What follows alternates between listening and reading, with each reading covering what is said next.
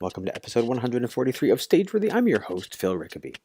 Stageworthy is a podcast about people in Canadian theatre featuring conversations with actors, directors, playwrights, and more. As I mentioned in my last episode, I'm in St. John, New Brunswick for the Fundy Fringe.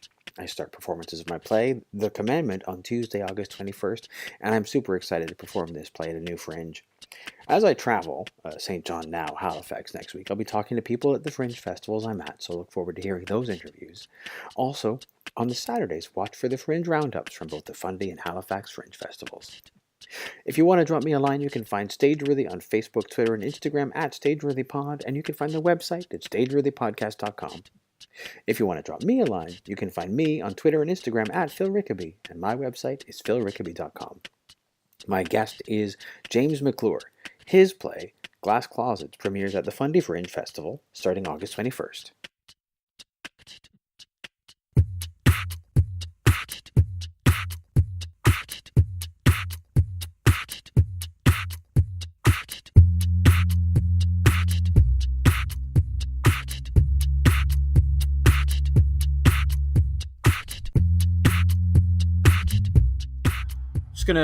Just gonna jump right in. So, for the Fundy Fringe, you were doing a show that you wrote called Glass Closets. Can you tell me a little bit about that show? Yeah, so Glass Closets is a play about a couple. One is from the city, one is from a small town in Ontario. One is out of the closet, the other one is closeted. So Lance is trying to get his closeted boyfriend Morgan to finally come out and, tell his family, who he is. But Morgan keeps refusing to do so, and his explanations get more and more elaborate and ridiculous until we finally find out the real reason, and that's something I want to tease out. Oh, of course. The real reason is, and they're both hiding something is the idea. That's why it's glass closets as opposed to glass closet. Yeah. Mm. I'd not heard the term glass closet before. Is that a common term? I don't think it's too common. I definitely didn't invent it. I stumbled upon it when I was researching gay culture and looking at slang commonly used in the subculture, and I saw glass closet, and it's a term for anyone who is still in the closet, but it's just so blatantly obvious that they're not really hiding anything. And yeah, exactly. I thought it was a beautiful term. It's a great metaphor. Yeah. Not just for that, but for anything. Because the more I think about this play, the more I think, a lot of us, I don't want to say all of us, but a lot of us are hiding stuff in plain sight. And we think we're getting away with it, and we're not. I remember when I was a kid, when I was a teenager, I used to smoke, and I smoked behind my mom's back, and she once caught me with cigarette wrappers in my pocket. She was like, "Well, what's this?" And I said, "Oh, my friends were going to litter, so I put them in my pocket." And she bought it. And I think it's one of those things where, I want her to believe the lie. She wants to believe the lie. So we just kind of go along with it. Yeah. I mean, as a former smoker, I know that most people who you think don't know, because you don't know how easy it is to smell it. So your mom probably knew and just didn't want to know. Exactly. Yeah. There's so many things you don't want to know. So that's Morgan's case. Morgan's family very much should know, and not like any stereotypical sense, but he keeps inviting this guy Lance to family functions like Easter dinner, marriages, that kind of stuff, weddings. And there's so many giveaways in terms of his life and his story and the stuff that he's gone through. There's so many tells that they should be picking up on, but they don't. And so Lance is convinced that they're just, like my mom with the cigarette packages. They don't want to believe it, even though it's blatantly obvious. Yeah. Where did the inspiration for this show come from? The inspiration is actually terrible. I'll actually, before you get started, I think that sometimes that's the best inspiration, is something that's really terrible. Yeah, I remember. So I worked on this with a dramaturge, and I told him where the idea came from. And I definitely got this sense that he was like, not impressed. It's not a good origin story.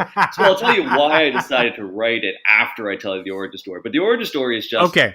For my creative process, I just like to let my mind run. And then when something funny comes along, I'll grab it and tease it out and see where it goes. So honestly, the idea for this play came when I was in my kitchen. I was eating some Cheetos, And I thought it would be really funny if someone got something, I'm just going to say something intimate, stuck in another person's zipper. And that slapstick situation where they're caught in someone else's zipper. How do you handle that? And so I started to think, well, how would they get in that situation? What is a plausible scenario? And it all sort of came from that. So so there's a lot of humor in the play. It's not completely slapstick, but it did start as that slapstick thing. So that's the awful origin for it. The reason I developed it, though, is because I remember I was growing up in St. Thomas, Ontario, and I had a lot of friends who were gay, but they could never come out in St. Thomas, Ontario, because it was so conservative, vehemently heteronormative, that it just was not safe for them to come out. So they all came out when they went to London, Ontario, or they went to Toronto, bigger cities and that sort of thing. And I feel it's still very much that way there. And I have a feeling every province has at least a couple small towns, I think, where it's still very not acceptable. So that's why I developed the idea. The interesting thing is, the people who came out when they went away, I mean, did they just come out to people they know, or did they, once they were moved away, did they come out to their families, or?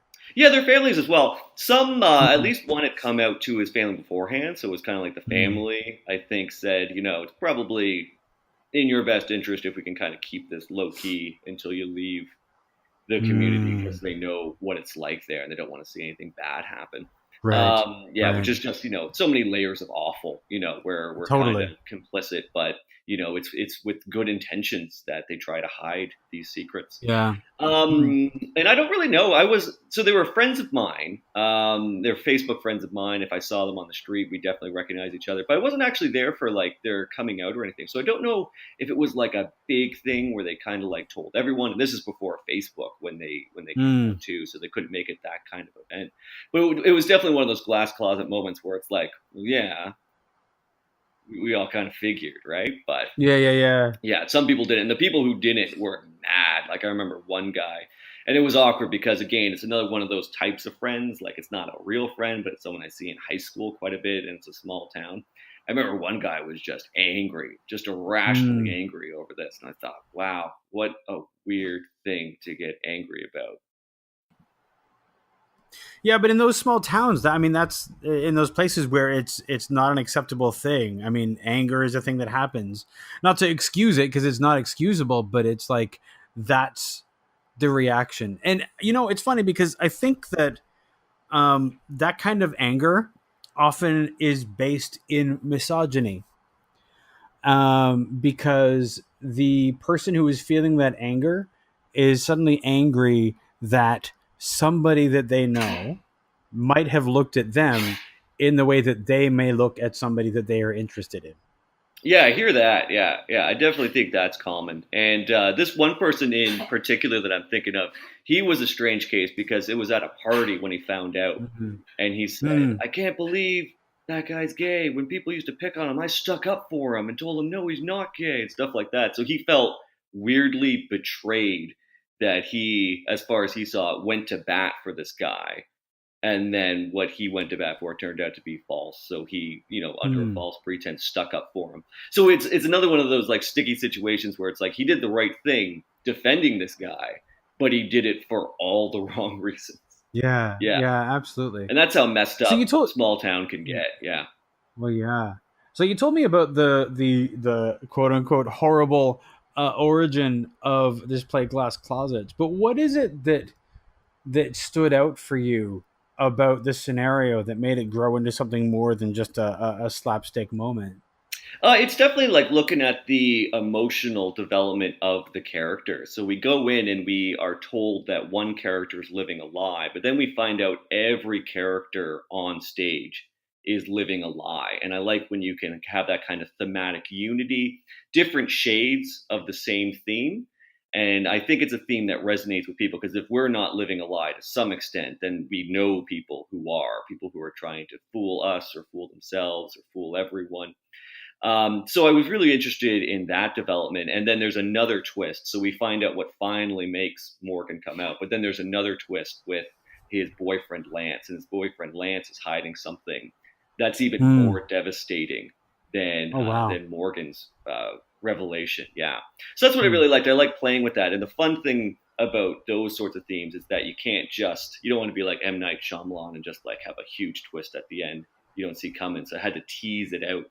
And that's really, it's fun, but it's aggravating to tease it out just enough so that the audience doesn't throw up their hands and think, well, you've just completely changed the characters, right? Well, that's the tricky thing. I mean, that's the thing that you don't want is the M. Night Shyamalan. Exactly. Oh, for fuck's sake, you know? Exactly. Yeah. Yeah. So, James, what is your theater origin story? As a kid who grew up in St. Thomas and now finds himself out east, what drew you to theater? When I was a kid, we were always doing plays at school. I did plays at Beavers. My grandfather was very interested in drama. My grandma was interested in drama. I grew up with them, living in their house in Toronto for the first 10 years before moving to St. Thomas. So there's always just kind of theater around. And I remember some of my favorite field trips were when we would get to go out and see shows. So it was always very, very much immersed in theater and loved it and liked doing acting at first. But then when I turned about 12 or 13, I started to get really interested in writing. And so that's more of my thing now. Throughout high school, did community theater and whatnot, but didn't start writing plays until I was in undergrad at Western. And then started doing some one-act festivals and building up a bit of a resume that way. Went on to do a doctoral degree at U Ottawa, studied Shakespeare, that sort of thing. So theater's been kind of like a through line, I would say. You know, despite living in 4 different provinces and numerous different cities, theater is one of those things that's been consistent for me. So it's very much a place that feels like home. Right. Mm-hmm. What is it that drew you to writing?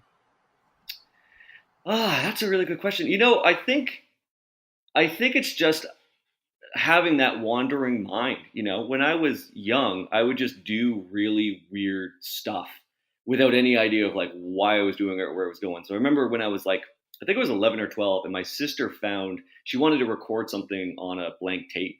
So yeah, this is dating myself, but yeah, she was listening to the radio and she wanted to make a tape of something. And so I lent her one of mine and she listened to it. And I had been doing radio shows for fun with fictional characters. And it was just something I did like for fun, just in the off time. And then she started saying, well, you should like do something with that. You should write scripts or something. So I thought, oh yeah, that'd be fun.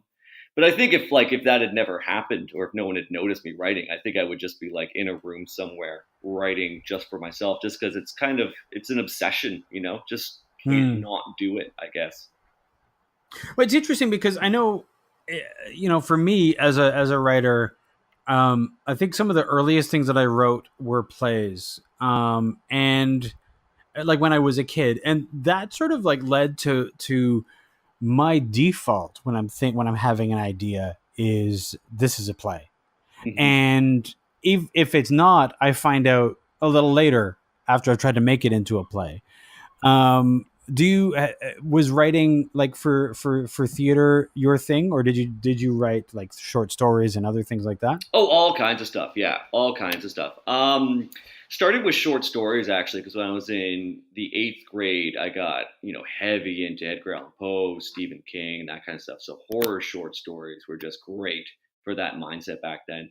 Didn't write my first play until I was in a drama class. Wrote lots of sketches before then and did improv and stuff like that. But the idea of like having something long enough to be a play was really tough to figure out.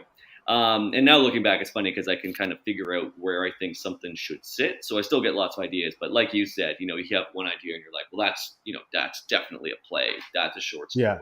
That's a novel. And my plays, they started off very much like long kind of sketches. So they were very farcical, very high concept, very silly. And then I took a break, actually, when I started doing the PhD, because that is very time consuming. And when I came back, I just wanted more depth. So I stopped doing the farces and then started focusing more on plays that I find really funny. I hope other people find them very funny. But try to have a little bit more character development, have those arcs, have those moments of raw emotional realization, and characters that are willing to really see themselves for a moment on stage. And that's very consistent with this play and the one that I did for Fundy Fringe last year, Faking It. Where characters go through a ridiculous situation, but they come out of it realizing more about who they are and have a clearer sense of what they want from life and how they're going to get it. I'm curious about you were saying that you wrote sketches initially, and then some of your longer plays were longer sketches. What was your exposure to sketch? What was it that started you writing along the lines of sketch? Oh, watching way too much Saturday Night Live and Kids in the Hall. Yeah, absolutely. My mom let me stay up late on Saturdays so I could watch the latest SNL, and then watching Kids in the Hall back when it was still on. I can't remember. I think it was earlier in the night. Probably should have been later in the night because some of the stuff that the kids were doing was just... It probably should have been on later, but the CBC is great for busting rules like that. Exactly. Yeah. So I would say, and then later on, because I would, I kind of get obsessive. Anything I like, I have to know everything about it. I got to read. So Wikipedia is great because it means I don't have to, spend as much time at the library trying to find out about these people. But I'd hear like people on SNL and Kids in the Hall talking about Monty Python. So I'd be like, oh, I got to check that out. And, developing things based on that. But yeah, I would say those were the two first moments. I remember really clearly the first time I saw Saturday Night Live. I was going to a wedding in Minden, Ontario. There was this little crappy motel that we were staying at, and there was nothing but bugs in the TV. So when crushing bugs got boring, I put on the TV, and there's no parents around because they were all drunk at the wedding. And so I thought, well, I just don't have to go to sleep. And they had David Hyde Pierce on SNL, and it was one of the seasons where they had Mike Myers and Chris Farley and Chris Rock and all those greats. And it was just I can't remember laughing harder up to that point in a single night. It just hurt, but it was great. I was completely enthralled by it. In terms of like you were saying that you lived in a number of cities, what took you from Ontario out to St. John, New Brunswick? Actually, there's a step in between where I went to Calgary. So I went from Ottawa, Ontario to Calgary because my partner at the time got a job with Hockey Canada, which you just can't pass up being two hockey fans. No. That was fantastic. So she did that for a couple of years, and then she wanted to be a little bit closer to her family in the Maritimes. So the two of us pulled up stakes, moved out here, and then a few months after that, we broke up. And I got work out here. So now I'm happy. But it is funny because St. John is very much a community about roots. Like everyone who is from here has been from here for generations. So it's weird not really having much of an anchor here, kind of floating. And I mean, how is that in St. John, being somebody who's from Ontario in St. John, New Brunswick, is like the fact that you haven't been there for generations, is that a problem at times, or is that just a way that you have to learn to navigate? It is definitely a way that you have to learn to navigate, and there's weird little things that pop up. I remember the first time I went to Shoppers Drug Mart to pick up a prescription, the pharmacist said, "Oh, you're that come from away." And that's a term I'd never heard of before. So it's like, is it okay if I'm here? Like, is there like a list of people who are considered transients, and I'm going to wake up one night and be thrown in a tramp chair or something like that? But no. I found like joining the theater community here was really a big deal because it's such it's such a supportive, warm, friendly community and very outgoing. And I think it's true what they say about the Maritimes being really friendly, but people have known each other here for so long that it can be really hard to break into an existing network of friends. It's kind of like you have people who are like, I've been friends with these people since before I could remember. So I don't know if I have space to squeeze you in, That's how it felt like sometimes until I met the theater community, and they were just fantastic, took me right in. So it's been great since then. So the theater community was really opening to and welcoming? Absolutely, yeah. Very warm, very welcoming. And that was about a year in here. So the first year was pretty lonely at times just because I didn't know anyone, spend Christmas by myself, which is misery, at least from my perspective. Never spend Christmas by yourself. And yeah, I might have moved away and had like a negative impression of the place if I hadn't met up with some of the theater people. And then after that, working at Civilized has really helped me break in with more circles around the community. So they're a fantastic bunch. They're great people, but it can, from a newcomer perspective, it can be kind of hard to get out there and to break into some social circles. Well, you said you were there for a year and like not knowing anybody. So What is it that kept you there before you found the theater? Honestly, it is so cheap to live out here. It really is. Like, you're from Toronto, so when you come out here, you're going to be blown away at what people pay for rent. I was living in Calgary in a basement, paying $14.25, basement of an old rectory, and it was miserable. And out here, I've got way more for my apartment than I did in Calgary, and it's, I got a beautiful harbor view, and all these amenities close by. It's really walkable. I love the fog through the city. I love the old architecture. Like, it's such a hidden gem, I would say, St. John. Like, there's so many. I've been there quite a few times, right actually. on, yeah. And I really quite, it's one of my favorite places to be. There are buildings that I just love. I like walk around and sort of be like, there's this building that I love and there's this building that I love, because they're just like, so they have a lot of character. I like to feel the age of things. And so I like to feel old things. And there's plenty of that. And I the first time I went to St. John, Uptown was, I think, a dead thing. And this was a number of years ago. And as I've been going back, because I have friends out there, as I've been going back, I've seen Uptown St. John sort of revitalizing itself. And I was back last May for a wedding, and it was almost a completely different place. Sure, there were still a few buildings that were unoccupied, but there's like all these great restaurants that are opening up, and all this stuff going on. So it's like a completely different place than when I first saw it. And it's like, I just came here. That first year I was here was like the last year of Uptown being very much dead. And then the year when I started going out and make more friends and that kind of thing is when we got all these new pubs, and we got the barcade and all these new festivals coming in. And now looking back, like, it's incredible to think how much a city can change from 2014, when it was fairly desolate and the nightlife was, it was dismal at times. And now it's just such a vibrant city, but still affordable, which is, still very much key. Well, that is key. That is pretty awesome. This is going to be my first Fringe out east. And as somebody who's done the Fundy Fringe before, have you done other Fringe festivals or just the Fundy Fringe? London Fringe Festival. I didn't have a show in it, but I went to it quite a bit. And then Ottawa Fringe Festival. Again, didn't have a show in it. It was my Fundy Fringe was the first one that I put a show into. But yeah, I'm familiar with London Fringe and Ottawa Fringe. How would you characterize the Fundy Fringe? What is your favorite thing about it? Favorite thing about Fundy Fringe is that everything is so central, right? So you don't at all have to get into a car to drive. And some other Fringe festivals, things are a bit more spread out.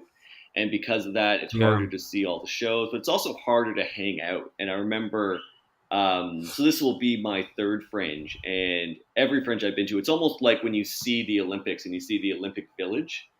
That's what it feels like to hang out with the artist afterwards. So you've just finished your show. You all come together. There's lots of night events that people are doing. You kind of congregate and you share war stories and victories and defeats and that kind of thing. And it's so chill because you rarely get that chance to just sit in a room with fellow, theater practitioners and just talk about, fun stuff, crazy stuff, nightmares and dreams and all those things. So the bonding experience, I think, is unparalleled by the other Fringe festivals. Yeah. Well, that's really awesome because, one of the things that I've often found it different. I mean, every Fringe is different, and I've been to a bunch of Fringes and been in a bunch of Fringes, so I know how different they can all be.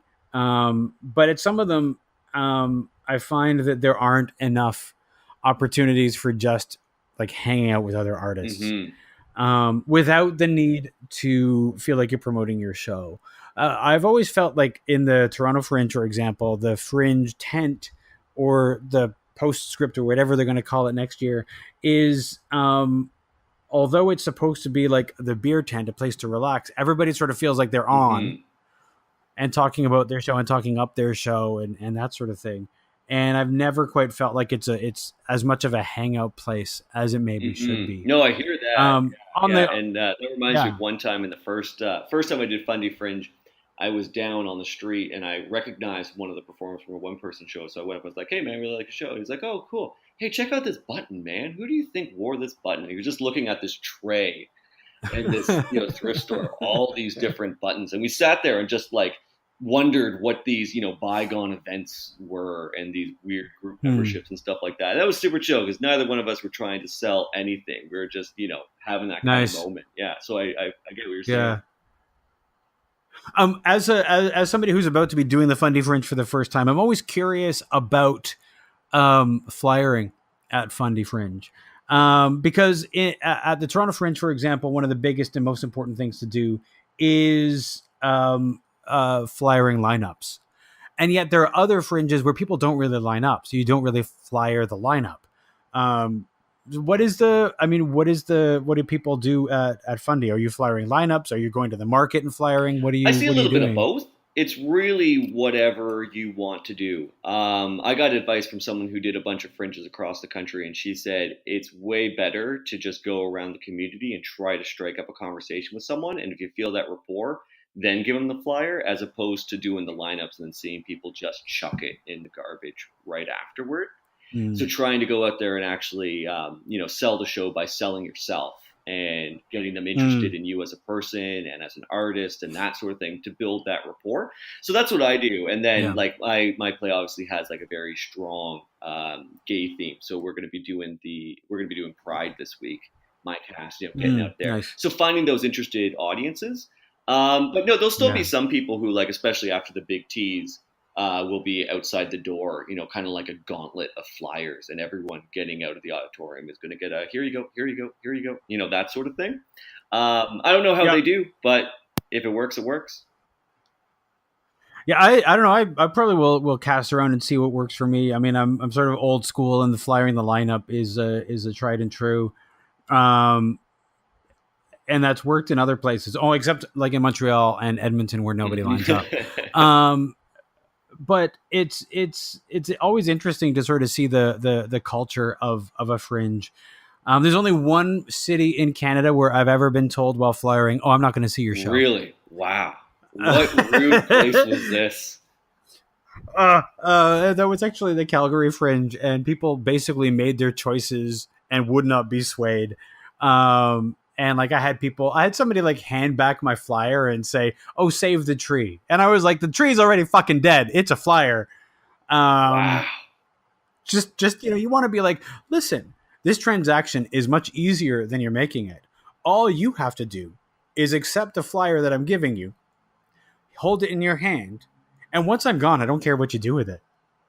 Yeah. You can throw it out. You can use it as a bookmark.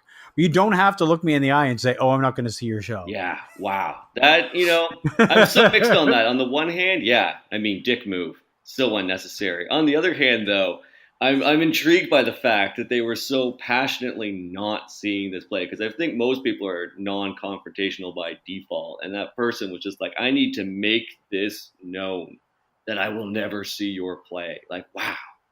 I actually think that there are some people who don't quite, and the thing is that at the time I was in Calgary, I don't think it had been running very long because the Calgary Fringe had folded several years earlier and then been restarted by a new group of people. So it may have only been a couple of years old. And I think that there were a bunch of people who were unused to the transaction that occurs in the line and may have been just annoyed by the fact that people were talking to them in the line. Whereas at other fringes, people understand this is just the way it goes. And you know what? If somebody comes up and says, "Can I tell you about your show?" and you're not into it, you could say, no. And they'll just move on.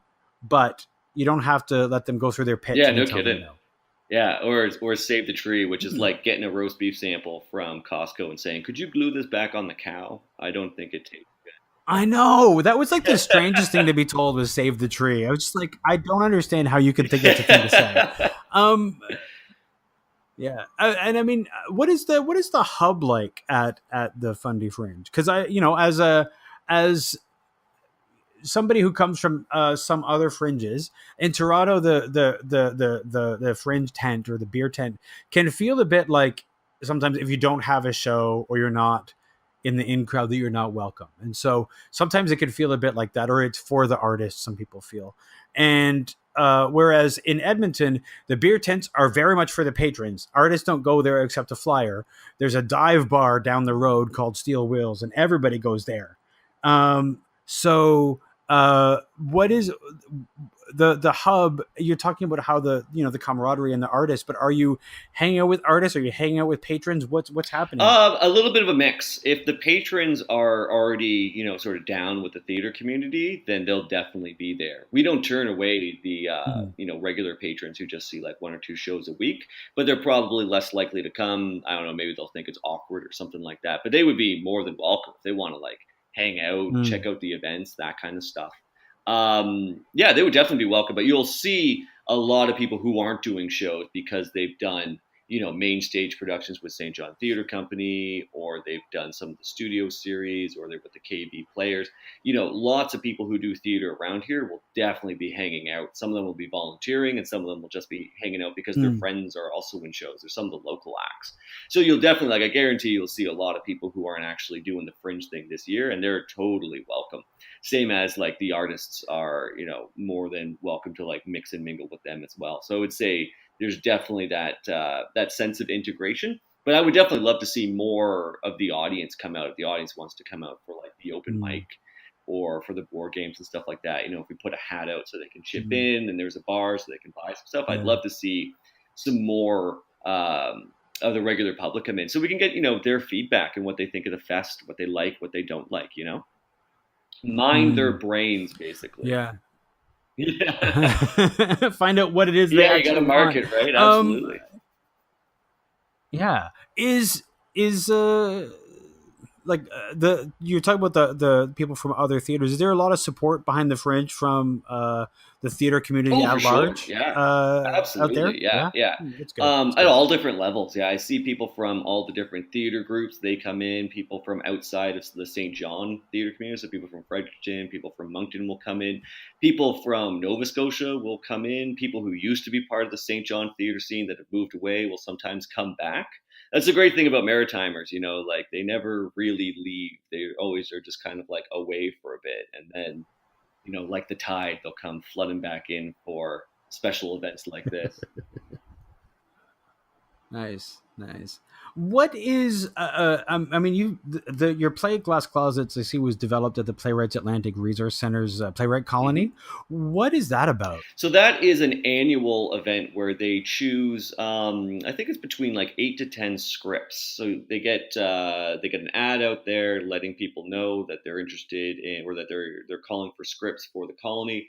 People will submit. I don't know what the numbers are from year to year, but last year I believe it was 25, so it was a really good representation. From that list, they picked 10 that they wanted to work on. So those 10 artists were told that they'd been selected, and then they all got paired up with dramaturgs. So my dramaturg had 2 other people. So the 3 of us were working with him on different shows over a 2-week period. Yeah, so we're staying. And were you Go ahead. Were you staying out there? Yeah, so it was out in Sackville, New Brunswick. Have you ever been to Sackville? No, I have not. It's an experience. It's very small, and I like to walk around, so I walked every inch of Sackville. Very small, 5,000 people, very, very old, beautiful waterfowl park, like lots of fun stuff to do, but it's perfect for writing because there's only 5,000 people. And during the cottage season, like it's in May, so I don't know if they call it cottage season out here, but people are away. So it's a perfect place to write because you can walk around, you can see all this interesting scenery. It's almost like being in a Bronte novel because it's very cold and very wet. And there's very little distraction. So you can go and do your chores and stuff like that because you're staying in a residence for 2 weeks. So you can go get your groceries and then come back and work. So yeah, for a retreat, it's a fantastic destination. What kind of stuff did you learn while you were at the retreat? Like, what did you learn about that play? Oh, so much. It was grueling in some of the best ways, but yeah, it sucked a lot of the time just because of realizing things that were wrong that I hadn't realized before. So yeah, it was tough. There was a lot of tough love. And When you say that things were wrong, what kind of things were some wrong? Things that were like excruciatingly wrong were realizing that this joke is just inserted into the play as a joke. There's no sense of characters. It's just inserted in there. So the dramaturg was like, if you want to keep it, that's fine, but you got to recognize that there's nothing to it, right? The only reason this bit of dialogue is in there is because you want to use this joke. So I was like, damn it. Yeah, he's right. That is tough love. And I mean, the thing is that when that sort of thing happens, often you really like the joke, you know? Oh, yeah. And it works with the pacing, and it was put in there to also kind of break up a little bit of a talking head situation, but it just doesn't work. And that kind of goes back to a line that a dramaturg, Stephen Massicott, once told me, which is, any writer can delete a bad line. It's not really hard to go through your manuscript, to go through your play and see a line and be, oh, that doesn't work, cut it. It's way harder to cut a line that's good, but it just doesn't work. So that's that kind of tough love where it's like, I like this line, it's a funny joke, but it's got no place here. Yeah, no, that is one of the difficult things is that's the whole kill your darlings thing that they tell you to do. And I've heard some people say, you find your favorite phrase or your favorite sentence in your work and cut it. Just cut it, because if it's your favorite, it probably doesn't belong. You just like it because it's a really good line or whatever, and just, be brutal. And I've some, revision is when you have to get brutal. And sometimes, that's the hardest thing to do. I don't know about you, but I always find revision of a written work the hardest part. It's not fun. It's not sexy. It's just hard work. And often, you just want to get it done. You just want to get it done. And that's when you're like, no, but I really like this line, so I'll leave it in. Oh, no, absolutely. Yeah. And that's one of the piece of advice that the dramaturg gave me. He said, rewriting is writing. And I was like, oh, okay. So don't look at it as revision. Look at it as writing. Because I want to get to the next thing. And sometimes I get annoyed. I'm like, I just want to write again. But if I remind myself, no, this is writing. Like, this is the thing itself. Then I feel a little bit more comfortable, and it's good to know that everyone else goes through it. But yeah, like anytime I start a project, I've done that first draft, and I always think, yeah, that was the first draft. I nailed it this time. And then I go back and I'm like, nope. Gotta start fixing things. So it's disappointing, but it's the process. Yeah, but I would think that it's like writers talking about writing is like one of the most important things that we should do, because we all go through basically the same shit. But it comes down to if it, we all think that we're alone in it. And so, we're all having the same problems with revision. We all think our first draft is brilliant, and then we look at it a couple of days later and go, oh, this is garbage. And it was like, I used to stop like in the middle because I would start to realize that it wasn't great. And, the most important thing I ever learned was that, no, that's the job of the first draft. It's not it doesn't have to be good. It just has to be done. Absolutely. Yeah. Because you can revise a bad draft. You can't revise nothing, right? So you got to get that's absolutely right. That's absolutely right. And that was actually a hard lesson to learn, because for some reason I had it in my head many years ago that if it didn't come out perfect, it just wasn't worth working on. And that, I think, is somewhat fetishized in our culture. Like, you go back to the first folio of Shakespeare, and you got Hemminges and Condell, two people who were on, basically the board of directors of Shakespeare's playing company, and they write that he never blotted a word, like everything came perfect from his head. You see the movie and the play Amadeus, and they talk about how Mozart's sheet music has no corrections. So we kind of fetishize that idea. It's very romantic, in the Wordsworthian sense of, the perfect art, pure art, being just unfiltered right from the writer's mind. But in reality, it is a grueling process. Absolutely. I would actually say that every writer needs to read of any book. I think that's the most realistic, or one of the most realistic, is Stephen King's On Writing. Oh, yeah. Because he talks very frankly about the revision process and rewriting and drafts and things like that. And this from one of the most prolific novelists of our generation, a man who's written more, and to find out that no, he goes through all of this too. He and he talks very frankly about writer's block and all Mm-hmm. that stuff.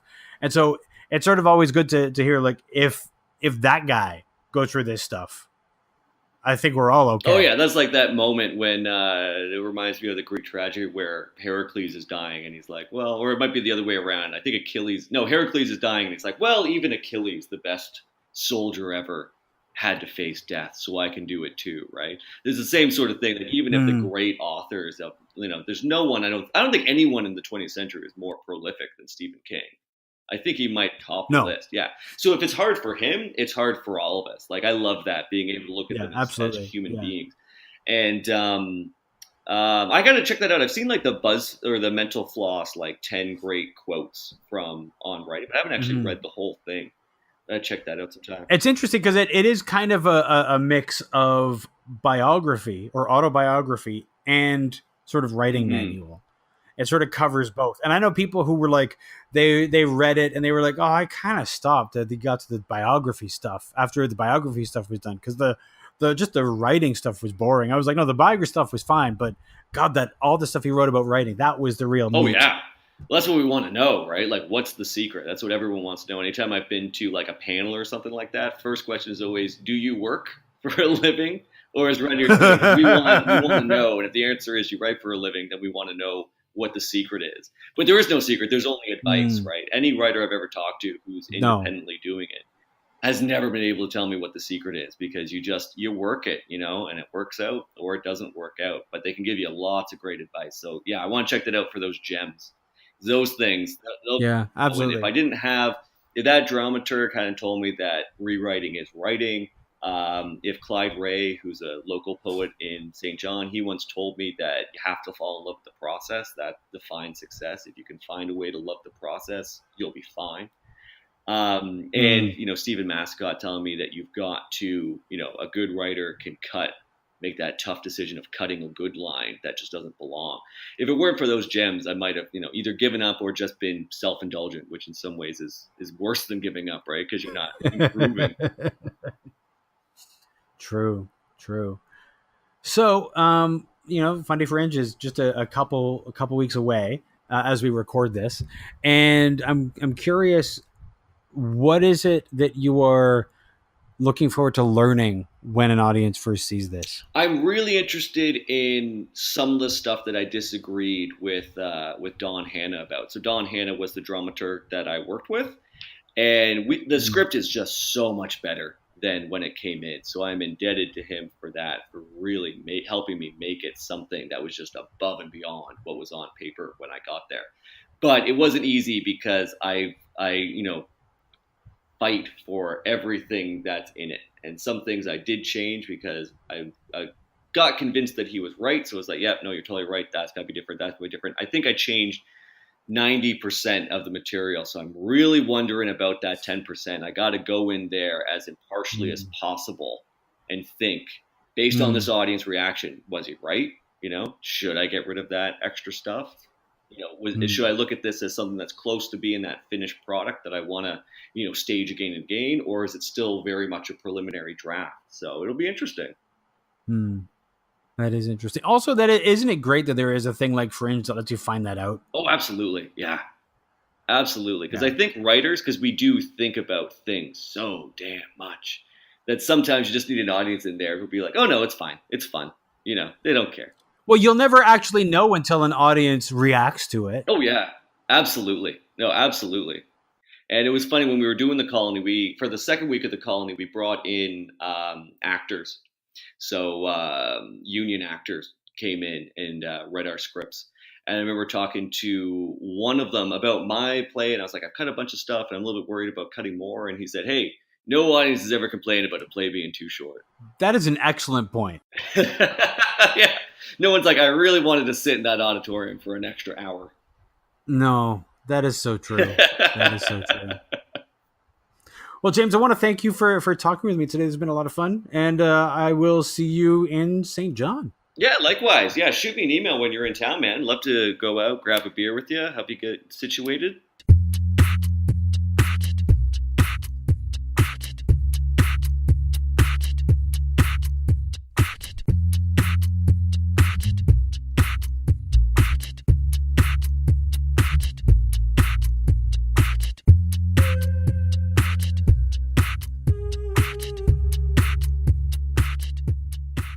This has been a Homebody Productions production.